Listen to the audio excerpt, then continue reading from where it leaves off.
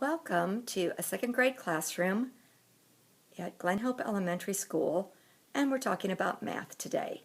Math starts out at Glen Hope at the first thing at 7:45 in the morning after our morning announcements, and it lasts 1 hour. This schedule is throughout the entire building so that we can telescope children and move them from classroom grade levels to different grade levels. And math is the first thing. So I thought you might want to see what a second grade classroom looks like when it's set up for math workstations. In my classroom, when the children arrive, we pre-test concepts, and then we divide the children up in my classroom in terms of their flexible grouping for what their skills that they need. There are 4 areas of my room. The first area of the room that they can visit when we start our rotations is math games. I will have groups in math games, in teacher table, in technology, and in paper and pencil. In math games this next week, we have 3 games being offered. 3-digit subtraction kaboom, that'll be for a group, and subtraction land, and a review with telling time bingo.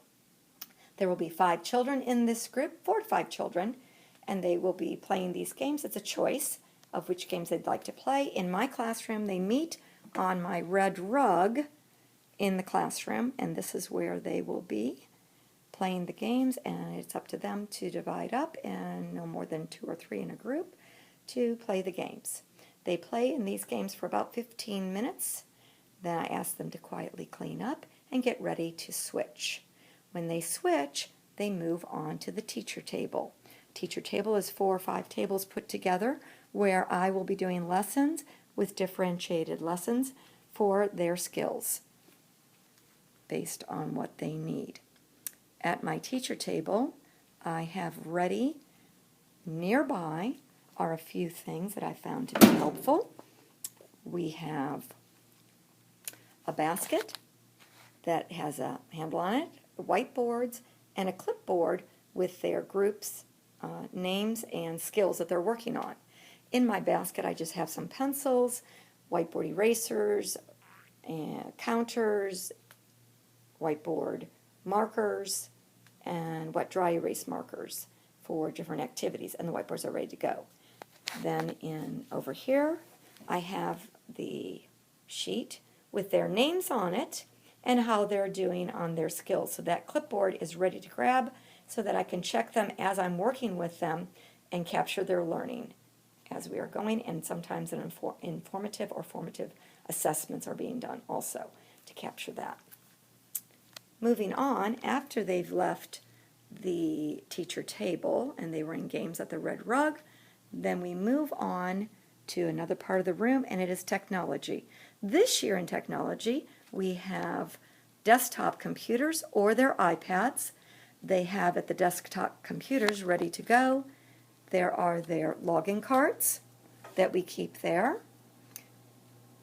There's different logins for different games, and they stay in a box, in a folder with pockets. Also in this area, I have up just a sheet protector with some math websites that they can visit for each day of the week. Also, I have put in there their groups with the games that I'd like that group to be using at the time when they move into technology. So I've used that in a couple different ways. This again stays for 15-20 minutes.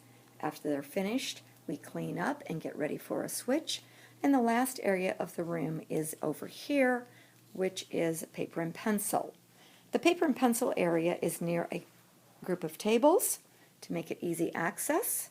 There are all kinds of manipulatives on this shelf that they may need for their math paper and pencil activities.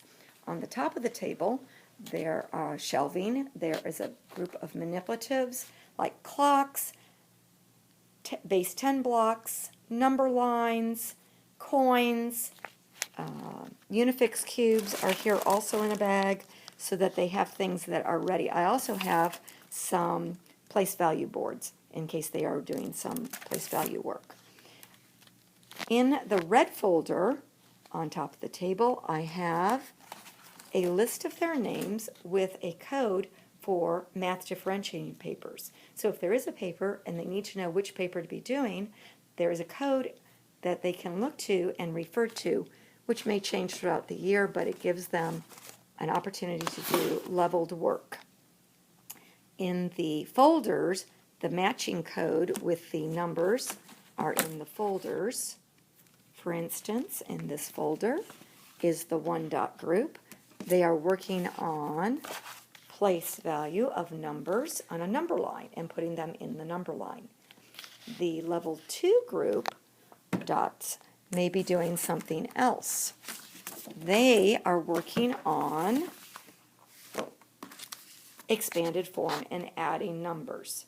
So this is an easy way to organize your things and have them come over and get the materials without wasting a good deal of time on what they need to do.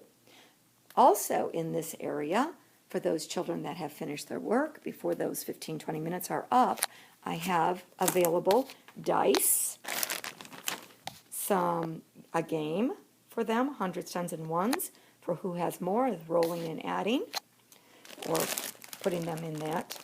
And also I have cards for various games that they can do in their math journals. Again, on the shelf, there are many manipulatives ready to go for children that need to grab something during this time. Calculators, tiles, more dice, just a variety of blocks and materials and manipulatives. Another option I've used also in this area is to have a math journal with a game that is available for them to create numbers and then a sample of that, so what it should look like in their math journal. So we've completed the tour of a second grade classroom for workstations, from games to the teacher table to technology and to paper and pencil. Thank you very much for visiting a second grade classroom for work.